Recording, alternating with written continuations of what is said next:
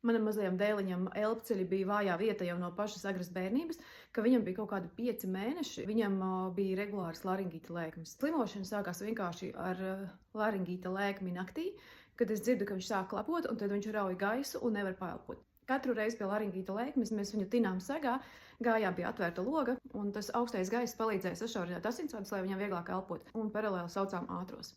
Tā mēs dzīvojām kādu laiku, jo par laringītu mums teica tā, ka bērns vienkārši izaugs, neko nevar darīt, tā ir viņa vājā vieta, un kaut kad viņš vienkārši no tā izaugs līdz, cik es neatceros, līdz 5 gadu vecumam. Vecāki ar ļoti daudzām lietām sadzīvo. Tāpat arī mēs. Visu laiku ir stress, bet neko jau citu nezinu, ko darīt. Viņš auga lielāks, bet nekas nemainījās. Pievienojās arī ļoti biežas elpceļu saslimšanas. Pusgada garumā viņš visu laiku slimoja vai ar bronhītu, vai ar plauškarsoni.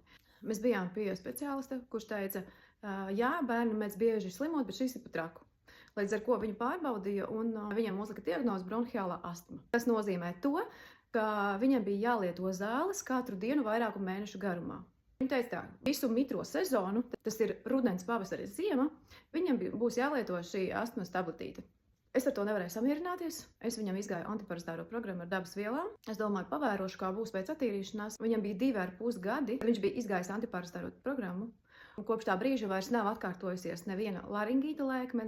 Un nav arī bijušas šīs ierastās saslimšanas, kas viņam bija tik raksturīgas.